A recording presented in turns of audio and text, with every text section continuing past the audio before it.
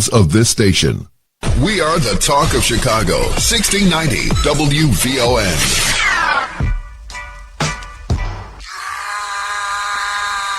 Now you official now, but you got a soul to say. I just been cooking that note. I'm about to drop in the flow. Think if I call it the great, the people gon' call it the truth. It's Mallah Rahman Rahim, brothers and sisters. We are back. It's Tuesday night. You know what time it is. It's time for Straight Words on WVON 1690. This is the talk of Chicago. It's a special night on Straight Words tonight. Of course, the creator and founder of Straight Words is Brother Naba'a Richard Muhammad, the editor-in-chief of the Final Call newspaper, the greatest newspaper on the planet.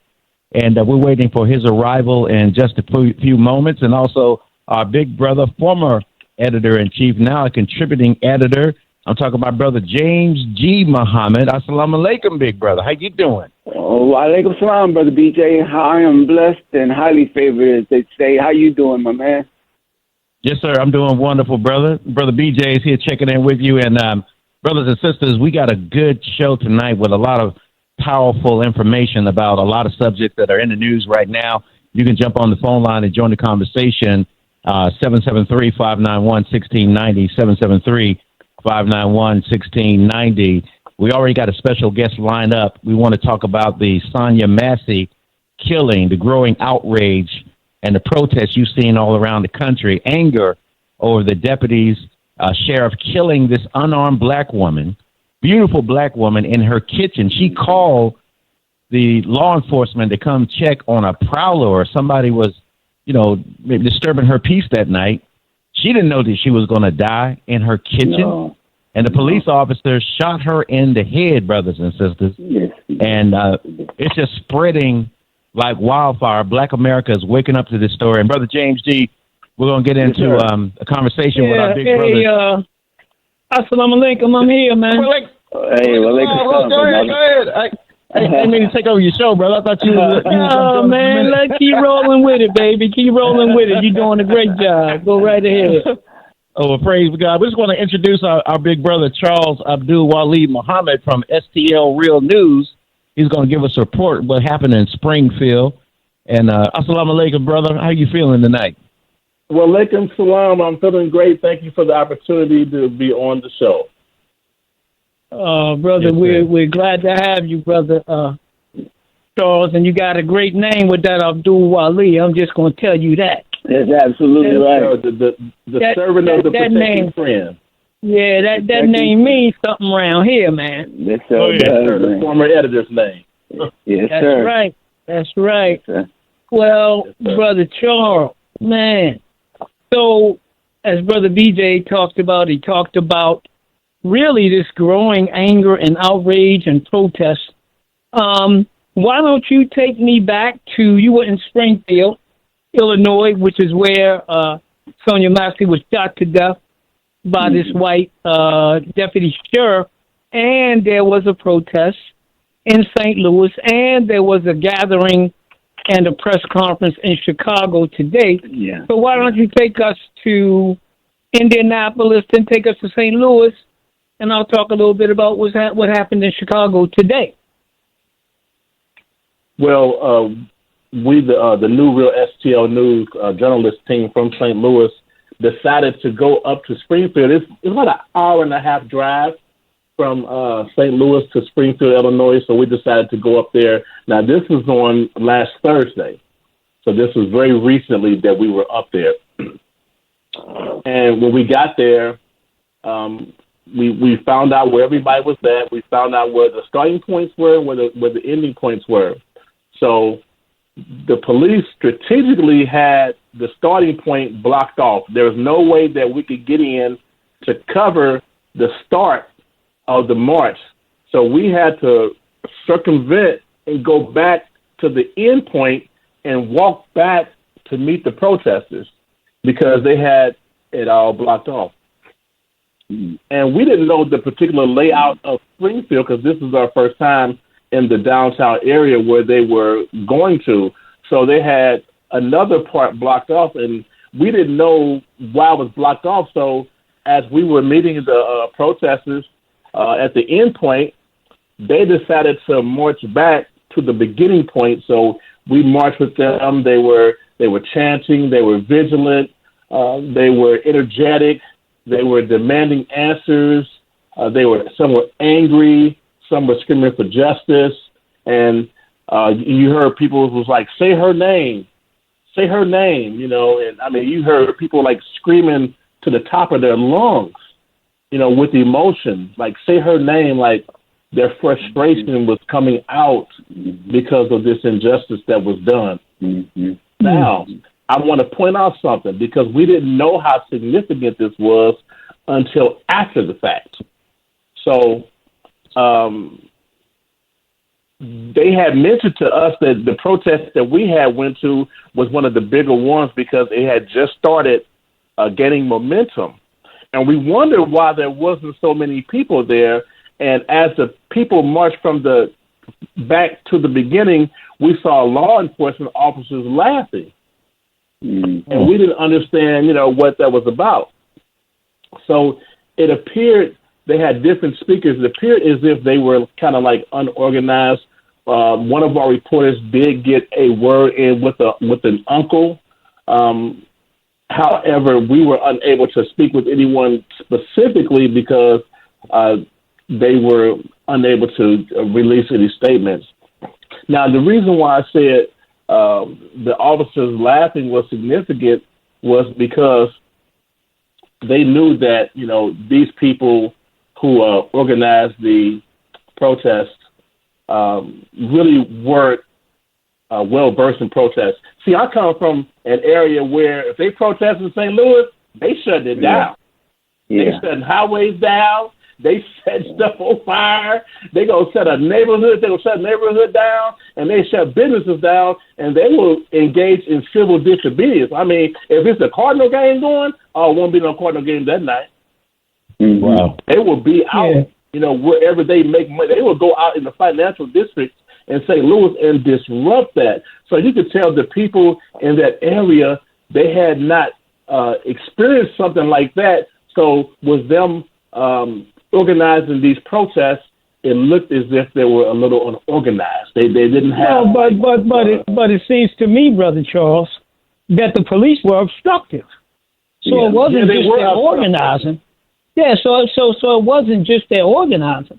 It was the fact that even though you had a black woman shot to death, and you got a black woman shot to death, you got people coming out to express their quote-unquote constitutional and First Amendment rights, and you got officers obstructing them from doing it and then laughing.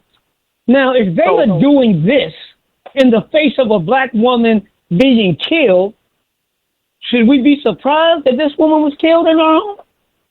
No, sir. And let me tell you why it was so significant. Because as we were at the ending point, I said they had certain areas blocked off. Like I said, we didn't know the landscape of Springfield. So as we were leaving, heading back to St. Louis, they decided to grab something to eat. So we turned the corner, and they were having a Twilight Festival. I mean, it was hundreds of people. Because we were like, why can there's not that many people here? I mean, they had a park. It was filled with hundreds of people. So they blocked the protesters off so that they could not have any access to this Twilight concert that was going on. Now, I'm pretty sure had they known about this concert, I had access to the concert, they could have came down to that concert and disrupted that concert and made a really, really big impact. But like I said, after we saw that this street was blocked off so they could have access to this concert, we're like, oh, wow. So that's why the police was here and they had the area all blocked off, because they had these concerts that it was like predominantly white people at. I guess they didn't want them coming down there disrupting them from having a fun time at their concert. Yeah. Yeah. And this is what we see whenever you have protests, brothers and sisters. Yes. Whenever you have these types of protests, the police are never neutral. Do you hear me? They're never neutral. They're never like, okay, you got the right to protest. okay, don't destroy property. Okay, sir, you violated this law. We're going to have to arrest you. It's never that. They're very combative. They're very abusive. They're very disrespectful. They're very aggressive. And this is part of the reality, man. Right. Of life as a black person. You don't even have the right to protest the death of someone. You don't have that right, even though they tell you you do, because they don't respect it, and they try to disrupt it. I done been to protests all over this country.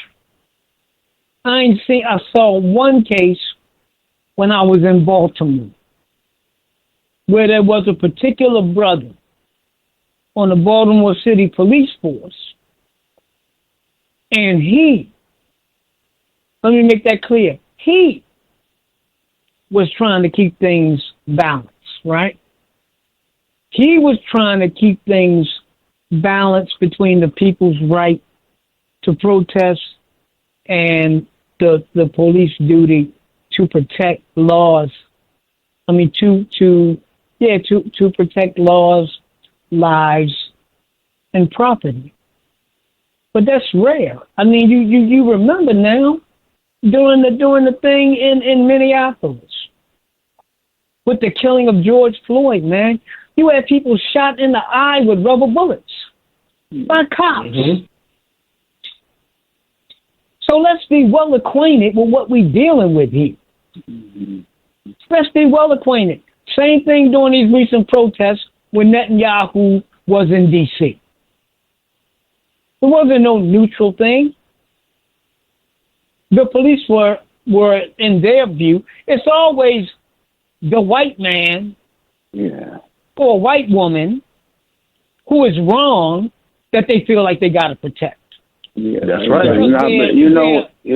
Go ahead, Brother James. No, as you mentioned this, I think at some point we just have to ask a question as a community. Yeah, what protest is great, it's fine, and we should do that. We should raise our voices and do what's needed to bring attention to this kind of thing. But to me, I think it goes back to, white folks pretty much know, because it's the same playbook that is done every time something happens. Right. Police shoots one of our people, we print up the signs, we go out and we rally and we raise our voices and call for change, but then we leave but nothing changes. Nothing changes, we shouldn't do that. I'm not saying we should, but we should start talking about, well, what else should we do? What else should we be doing that will bring results? What other strategies that they're not even contemplating? Simple, boycotts. Those are effective ones. Those were ones that the Selma boycott or the bus boycott. I don't think that they anticipated that to be the kind of thing that it turned out to be. So all I'm saying is that as we, as a community, this is going to happen again. It is going to happen again, without a doubt. And so when it happens again, will we do the same thing, or will we also have this conversation of what else do we need to do as a united community when it does happen again?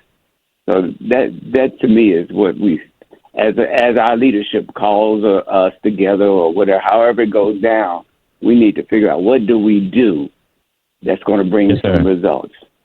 Because I want to say real quick, as I looked at the press conference from Chicago, and I heard you say you're going to bring that up. We're calling for the passage of the George Floyd bill, which as heinous as the crime of killing our brother was. Was a how many minute murder seen around the world, yet we can't get some basic legislation that would hold that kind of crime accountable, those people who do that accountable. We couldn't get it passed. So what are we expecting? It's hit rewind. We hit rewind every time it happens, And one thing I picked up on, the people were mad about the situation, about the officer. They were saying, how is this officer on the force? And if you look at his track record, now he goes back to his days when he's in the Army. He had his first DUI in the Army in 2015. He had a second one in July 2016. He was discharged from the Army, a dishonorable discharge for misconduct. He became an officer. He was in 6 different law enforcement agencies in 4 years. One where he got rebuked for lying on reports and a general lack of integrity, and then other office he got rebuked for acting like a bully. So the people were trying to come to his defense, talking about, well, he got colorectal cancer, and he's engaged and he's getting ready to get married, so this is going to have an impact on him. Like, we don't care about none of that. We don't care about your colorectal cancer. We don't care about your engagement. We care about this person that should not have been a law enforcement officer with a track record as he is, as tainted as his record is. You go into a woman's house. She called you because she believes an intruder is in there, and you happen to be the intruder that she called to get justice on. And now she's sitting there, well, she's laying deceased, and thank God that he's in jail, with no bond. So we just got a report that the law enforcement union was not going to stand by him. Usually they stand by him, try to get him out, and get him out on bond while they're go through the proceedings. So they said they're not going to stand by him. And the actual, I think it was the sheriff, he said that they have failed Sonya Massey. That was shocking for me to hear the sheriff say that. So, he offered up no apologies on behalf of the officer that killed her, no excuses, and which he should have done. But all of that does not take from the fact that she is no longer here and their family continues to grieve. Yeah, but the deputy we're talking about, the sheriff's deputy from this county in Illinois we're talking about. Shan Grayson. Former deputy, rather. His name is Shan Grayson. Grayson, right? Yes, sir. And the thing is, now the Illinois Fraternal Order Police Labor Council is saying they're not proceeding any further. Well, if they're not proceeding any further, that means they was doing something, man. Good question. They were doing something. And Reverend Sharpton today and Attorney Crump, who represents the family, called them out on it. So the union did initially represent this officer and tried to get him reinstated. They got pressure. They got pressure put on them, and then they changed their tune. Yeah, well, they got damn pressure because black folks had waited a goddamn minute. Yes, sir. That's the only thing that changed them. That's the only thing that changed them. Ain't nothing else changed them. Now they talking about, well, this is just how it's written in the book. Man, get out of here. I tell you this. Let a black deputy go into the home of a white woman and shoot her in the face. Oh, yeah. Boiling water. No question. No question. And we'll see where the police union stands. Brother BJ, you were trying to say something? Yeah, I was just going to say, that, you thought George Floyd was the worst, right? And they're calling this one the worst that they've ever seen. And like my brother was saying, Brother Charles was saying, Brother James was saying, we got to find, the conversation needs to be, what can we do instead of the same playbook that's going to make a difference this time? Because, you see everybody ratcheting it up. It's the same, cogwheel that we running, brother, and ain't going to go nowhere. And I think that's a hard conversation. You're going to get pushback on it, but we got to talk about what is the next step above what we've already experienced in Black America of getting justice and making people really feel the pain that we feel. Yeah. Yeah, and I think, go ahead, Brother Charles. Well, what we need to do is create a database for these officers, but we got people like Trump talking about, I'm going to make immunity for situations like that. We can't have immunity for things like that. Right. That's crazy. And for somebody to say that is even crazier. Well, I tell you, we don't have a database. Have a database for these officers who have been shifted around from department to department. Take their license. You can no longer work in law enforcement. But Charles, I don't know if we need a database. I mean, they got one. That's how they can tell you that he's been doing all this time, because they already got one. The thing is, they hire him anyway. And as I believe the minister was saying, this ain't about, it's about attitude. How are you going to change the attitude of these people? Right. Many of whom come into police work in order to abuse blacks and other people who don't look like white folks, and even some white folks. But that's why they come in. So, we're fighting against an attitude as well when we talk about this issue, which is ingrained now in our police department. And so, it's a big challenge to change the attitude. So we just got to do something. I mean, the program of the nation, of course, is what I would refer everybody to. But beyond that, we do have to work together and come up with some different solutions, man. We can't keep doing the same thing and expect. Yeah, I agree with you. Yeah, I think the other thing that's crazy, because Reverend Sharpton talked about, we didn't get the federal voting rights protection. He talked about, this was today at the event in Chicago, Reverend Sharpton was speaking at Reverend Wilbur Reverend Hatch's church in Chicago. Yeah. But what Reverend Sharpton did not say is that the Democrats had the power. Listen to me well, brothers and sisters. The Democrats had the power to pass both pieces of legislation in the first 2 years of the Biden presidency, when he controlled, or the Democrats controlled, the House, the Senate, and the White House. They allowed not Joe Biden, they allowed Joe Manchin, who was a senator out of West Virginia, to hold it up. Yeah. But they don't say that part. Well, BJ, we got some people holding. Let's get them in on this thing, man. Brother Cliff, you're on WVON on Straight Words tonight. Go ahead and talk to us, big brother.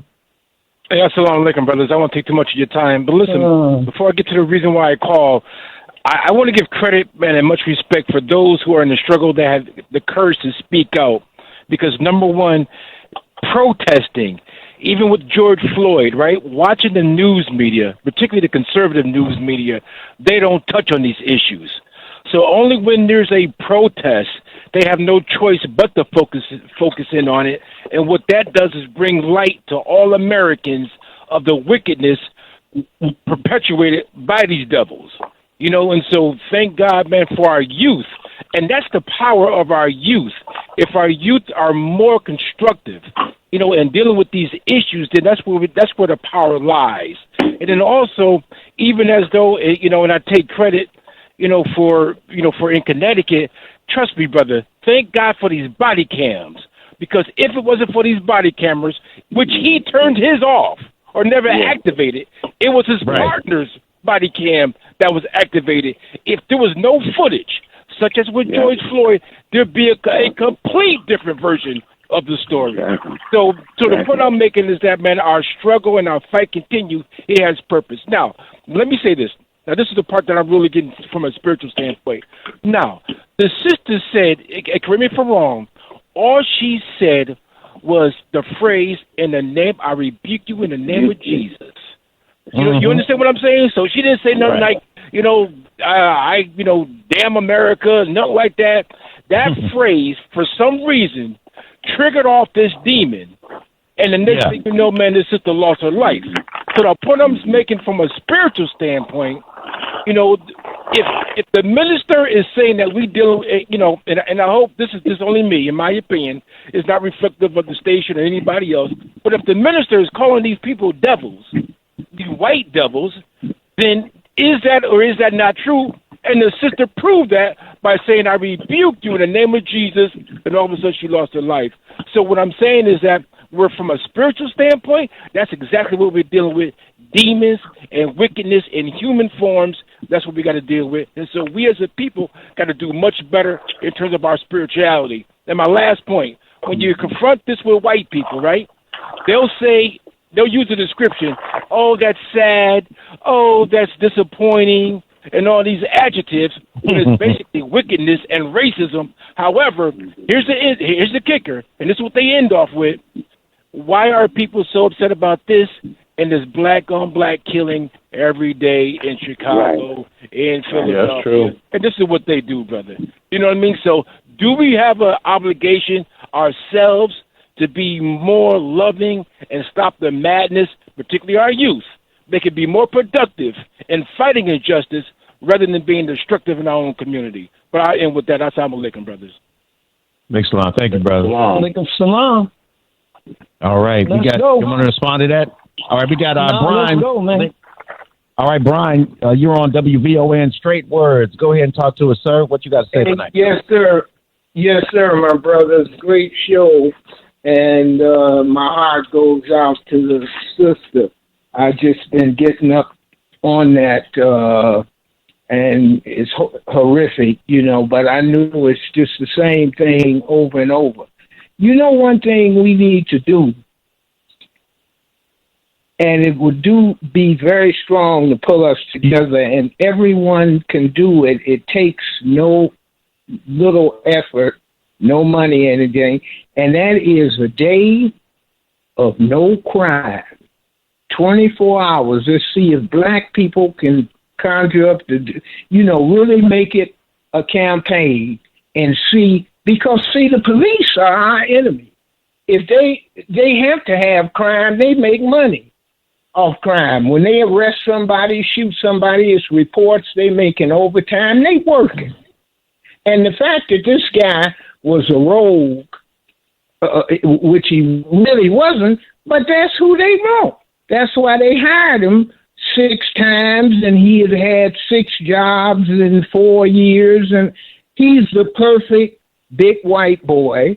He's to unleash on us.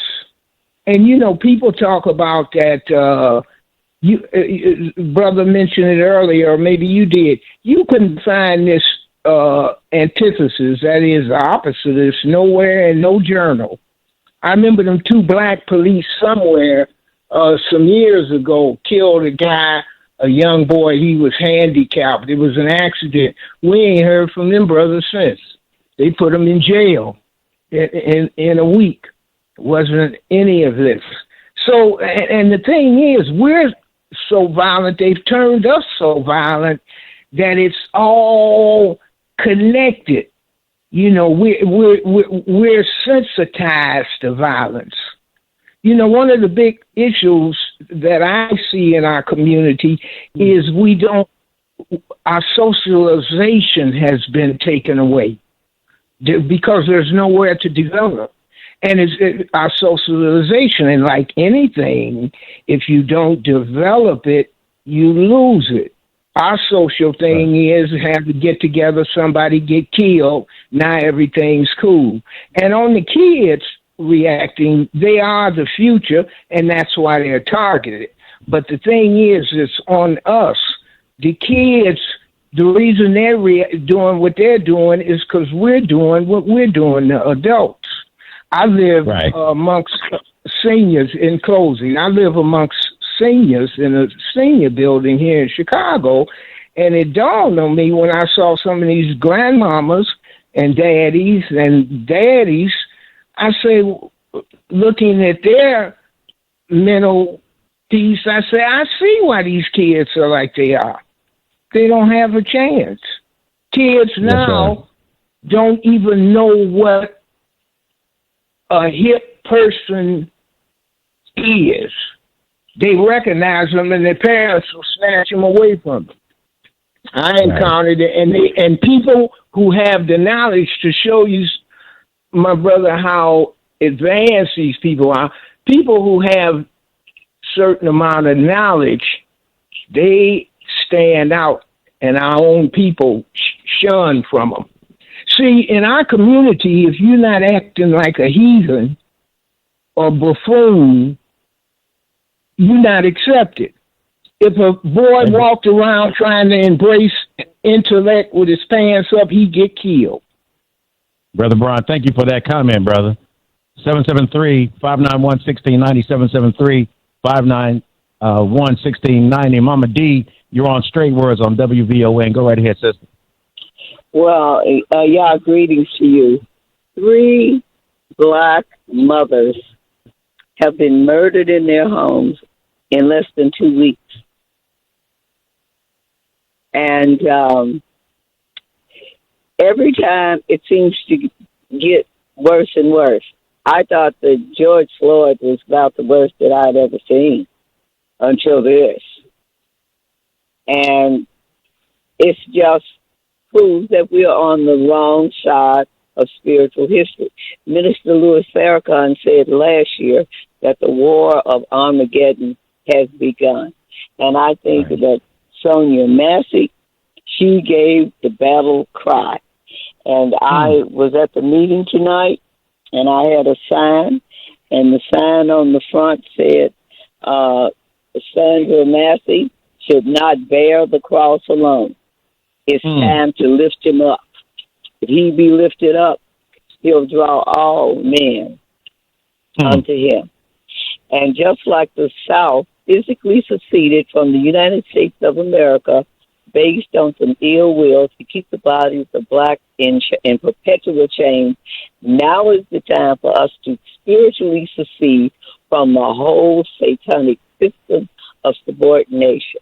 It is written in the Word, in that Black History Bible book, whose hero is a woolly-haired man with bronze-colored feet to match his bronze-colored face. I do not pray for the world. I pray for those that are in the world and not of it, like I was in it and not of it. And it's just time for that spiritual succession to go down. And I'm sorry? That's all. This beautiful statement you just made. That was beautiful. Right, and see, we need to be made whole. But if you obey the Creator, obey Allah, you will have good success. But unfortunately, our women, drunk with the wine of the world, they have forgotten the God of their weary years and the God of their silent tears, and they need to sober up. Yes, ma'am. Thank you, Mama D. Thank you, Mama D. Yeah. 773-591-1690, brothers and sisters. Y'all can call in. Go right here, brother. Now, if I could point out one thing. Yes, sir. One thing of significance, she told the officer, she said, from her church background, she said, I rebuke you in the name of Jesus, So, usually when you rebuke somebody, that's like a strong condemnation, and he said, well, huh? And she said it again, I rebuke you in the name of Jesus. And then he ended up shooting her. And she was going down on her knees in a surrender position. She wasn't being aggressive. He moved toward her as if to give himself an excuse about some water being thrown at it. But before you jump in, Brother Naba'a, I just want to mention one thing. The brother said something we need to have a lack of crime or whatever, no crime. Well, there was a day that I can recall where we absolutely had a no crime day. And it was called the Million Man March. And that's one thing. If we were to look back, I'm going to do that. If you look across the country on that day, white America had a heart attack. And on that day, I believe, and maybe we'll do the research to kind of verify, that day I would say there was very little crime happening in our community because our community was focused on, they were sitting in front of their televisions or listening to something that was showing the Million Man March and the pride that came out of that day. On that day, I can tell you there was very little crime in our community. So that's the kind of day we need to replicate every day. And how did that happen? It happened by one man giving his life to producing the outcome of that day with the help of Allah. The Minister Farrakhan spent a whole year galvanizing our community and calling our community together to show that kind of demonstration. Go ahead, Brother Naba'a. Yeah, I was going to say, and there was organizing. That's what I'm saying, yeah. So what you saw with the fruits of the Million Man March was a 10-year process of the minister going around the country preaching to black people, unapologetically, unashamed, boldly, being rebuked by the enemy. Right? So when he came forward to call for that Million Man March, there was great organizing, and it didn't come from the National Urban League. It didn't come from the NAACP national office. It didn't come from Imam W.D. Muhammad. It didn't come from it didn't come from the major big preachers. It didn't come from them. All of them rejected the idea and rejected the minister. So what did he do? He started with the nation, and then he called in Reverend Benjamin Chavis, who had been kicked out of the NAACP. Mm-hmm. And from there, the organizing started. The National Black United Front, Dr. Conrad Worrell, may Allah be pleased with him, and others in the nationalist community. Black newspapers got involved. Black radio got involved. Strong black pastors in individual cities that didn't have the biggest congregation necessarily. Black women got involved. Black women got involved. And there was a huge, now remember, brothers and sisters, I mean, it's been so long, we can't even say remember. We got to teach you the history. Yeah, because many of you don't know. That's right. Many of you have not even heard of the Million Man March. So you got no idea. Because I think, one, we did not do what we should have done in terms of promoting it and commemorating it and teaching it. Right? Yes, because the enemy talked about it for maybe the first 2 years, the anniversary. After that, they dropped it completely. But you can't expect you trying to get free from somebody, and they're going to show you the path to freedom that you're carving for yourself. That's right. And the other thing was, out of the White House came the FaithBased Initiative, and there was a concerted effort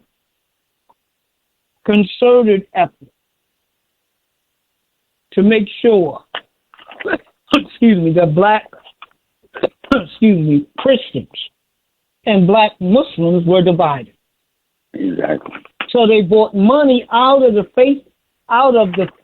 the White House with this faith-based initiative, and they started to spread it around to separate us. And remember, the National Black Baptist Convention did not endorse the Million Man March, man. That's right. Reverend Henry Lyons was against it. That major pastor back in the day in Atlanta was against it. Right. Many of them showed up that day to speak, but they didn't do nothing to help it. And then they didn't keep their promise to work together after the march. Right. Because they love the devil, because the devil gives them Come on. nothing. Not a thing. Nothing. And so long as we have that mindset, we're being acceptable to white people. Right. It's more important than our survival, our literal survival. Right. We have a serious problem. Like the sister said, the Honorable Elijah Muhammad's teaching is separate. Well, the separation begins in the mind and the spirit and the understanding. Right. Where you reject the way of America. You reject its violence. Yeah. You reject its decadence. You reject this lack of spiritual values. You reject this gross consumerism. You reject being consumed by the bag, so the white man can dangle trinkets in front of you, right. And you go for the trinkets because you are learning about who you are and what your future is if you embrace it. Your enemy ain't teaching you that. That's right. He ain't teaching you that. This is coming from the teachers of the Honorable Elijah Muhammad and the Honorable Minister Louis Farrakhan, and we have others out there. But you know what, Brother Naba'a? That are trying to raise our people too. Go ahead, Brother James. Yeah, I would say, or do you think the masses of our people view white folks as the enemy? Because you use that term, the enemy, right? And we use that term, the enemy. But do our people? Do you think, in general, our people view white as quote unquote the enemy? Even, and I'm not saying the enemy that everybody walks down the street with a gun and starts shooting white people, but in the terms that you're using it, can you talk about that? And do you think is that one of the issues, or is it something else? Good question. I think that the majority of our people see white folks and what they do as a problem, but they don't see them as quote unquote the enemy because they always have hope in them. They always have hope that there's a good one. They're always looking for an excuse to forgive them. And that's how white people have trained us. That's why we can be so violent with one another, but so docile and courteous toward them. But I think, too, there's a growing frustration among us.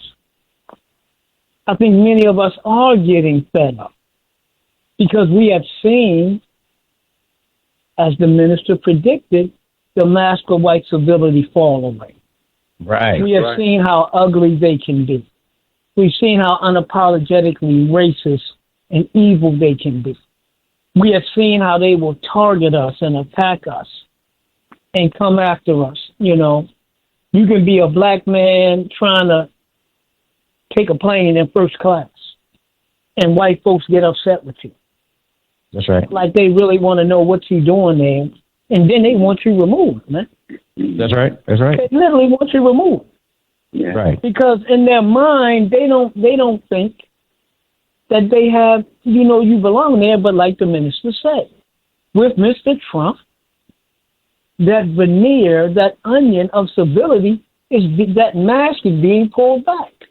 That's right. And that onion is being peeled, showing more and more and more and more evil. So I say, Brother James, whether we want to believe it or not, we are steadily coming closer to closer and face to face with our real enemy, and the other enemy is our own ignorance. The white man and woman, both of them now, and white supremacy, and the other thing, our ignorance, meaning that we don't know. Right. Those, and anybody, are our biggest enemies. And anybody standing in our pathway to freedom, justice, and equality is our damn enemy. So if you got a black face, you're my enemy. You know what I'm saying? If you want a white face, I don't care what face you got. If you're trying to stop us from being ourselves and having a piece of this earth that we can call our own, you are enemy, and we should treat you like that. And that's our problem. We're too damn docile, and it makes me. I'm sick of that. I don't like it. I don't like it when it come up in me. You know what I'm saying? When I don't address something the way it needs to be addressed at the moment it needs to be addressed, and we got to stop doing that, man. These people don't give a damn if you have a piece of bread to eat at night. Some of them. So we got to. Yes, sir. Yeah. They don't even want you to have a piece of bread, brothers and sisters. No. But the question is, do we want a piece of bread for ourselves? Come on. That's the question. It's a good question. They can't stop us, brothers and sisters. I'm telling you right now, they cannot stop us as the Honorable Elijah Muhammad and the minister said, if we would just get our own foot out of our own way. What does that mean? But you know, I got to edit. Go ahead, Brother Charles. The reason why we can't get past this open enemy of 400 years because they taught us, for one, the wrong food to eat, wrong spiritual food, and wrong mental food. So when you look at their image of Jesus, you tell them, close your eyes. What is your image of Jesus? And most of them would say today, a blonde-haired, blue-eyed white man. So that blonde-haired, blue-eyed white man looks just like that police officer that killed Sonya Massey. So they immediately be forgiven. They're like, okay, I can't. He looks just like my Savior. And you're tricked into trying to have some passion for that person and not recognizing who your true enemy is because that man looks just like the Savior who you pray to. Yeah, that's the problem. Good. Yes, sir. Good teaching. Well, brother, BJ, you just talked about bread. Brother Naba'a talked about bread. Before we go to the top of the hour, some bread we're going to be needing to keep this program on, brother. Man. What can we talk about that? Brother, that's the saying of the century right there. I love that, brother. Y'all need to go to our website. Our fearless leader sent us a memo out today. He said, look, brothers and sisters, we got to make some stuff happen for us to stay on WVON. So we sent out the text to all of our friends as well. We want you to join to help our program stay on the air. Go to straightwords.com. That's our website, and you can find out how to donate, whatever you want to. If this program means something to you, you hear the passion coming from us. You won't hear nobody talking like this on the radio, nowhere in the country. And, of course, our show is, what's our tagline, brothers? Black, strong, and unapologetically pro-forward. Ain't no show like that that's saying that, brothers and sisters. So you got to go to the website. We'll give you more information coming up next hour. Straightwords.com, straightwords.com. We also have a phone number that you can text us at 312-480-9775. That's 312-480-9775. Brother Charles, thank you so much for joining us, brother. We got another topic. We got to talk about Devontae Mitchell. That case, that's coming up right here on. Thank you, sir. WVON 1690. This is the Talk of Chicago. The Talk of Chicago and the voice of the nation is 1690 WVON, Berwyn, Chicago.